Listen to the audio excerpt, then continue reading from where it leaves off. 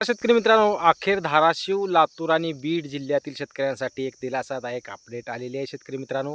कारण खूप शेतकऱ्यांना पेपरबाजी झाली, सोशल मीडियावर काही बातम्या झाल्या, न्यूज चॅनलवरून बातम्या पसरल्या, की धाराशिव जिल्हा वगळला, लातूर जिल्हा वगळला, बीड जिल्हा वगळला. अशा बातम्या गेल्या 2 ते 4 दिवसापासून प्रसारित होत होत्या आणि अखेर त्या सर्व बातम्या अखेर फोल ठरलेल्या आहेत मित्रांनो. कारण धाराशिव, बीड आणि लातूर जिल्ह्यासाठी एक दिलासादायक अपडेट आलेले आहे.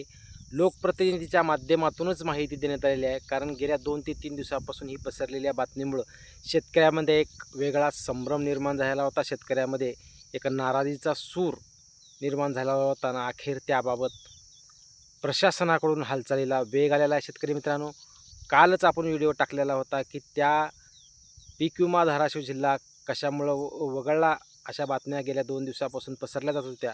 परंतु त्याची सत्यता काय आहे याबाबतचा व्हिडिओ कालच आपण टाकलेला होता आणि लागलीच अपडेट आली, की कुठल्याही प्रकारे धाराशिव असो, बीड असो, लातूर असो, जिल्हे पीक विम्यातून वगळले गेलेले नाही आहेत. त्यामुळं खरीप हंगाम 2025च्या पीक विम्यामध्ये त्या 30 जिल्ह्यांना पीक विम्याचं वाटप सध्या करण्यात येत आहे.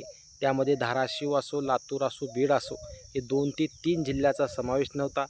पीक विमा कंपन्याचा आक्षेप यामागे असल्यामुळं हे जिल्हे मागं होते आणि त्यामुळं त्यांचं कॅल्क्युलेशन मागं ठेवण्यात आलेलं होतं आणि अखेर आता मिळालेल्या लोकप्रतिनिधीच्या माहितीनुसार पुढील 2 ते 3 दिवसामध्ये या सर्व गोष्टीचा पाठपुरावा पूर्ण होऊन लवकरच धाराशिव, लातूर आणि बीड जिल्ह्यातील एक दिलासा मिळणार असल्याचे स्पष्ट संकेत माननीय धाराशिव जिल्ह्याचे लोकप्रतिनिधी व तुळजापूर तालुक्याचे माननीय आमदार राणा जगजितसिंग पाटील यांनी स्वतः स्पष्टीकरण दिलेलं आहे, की धाराशिव असो, लातूर असो, बीड असो, या 2 ते 3 जिल्ह्यांना पीक विम्यातून वगळलं गेलेलं नाही आहे.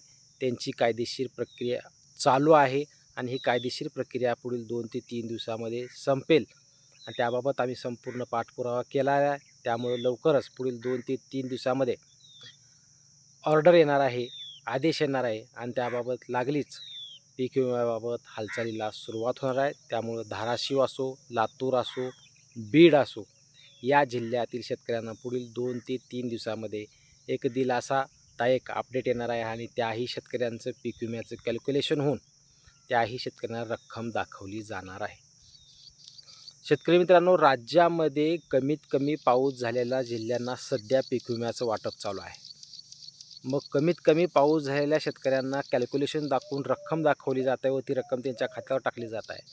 तर मग लातूर असो, बीड असो, धाराशिव असो, अशा जिल्ह्यामध्ये तर खूप मोठी अतिवृष्टी झालेली आहे आणि असे जिल्हे पीक विम्यातून कधीच वगळले जाणार नाहीत, असं स्पष्टीकरण आपण कालच्या व्हिडिओमध्ये दिलेलंच होतं आणि हे जिल्हे कधीच वगळले जाऊ शकणार नाहीत.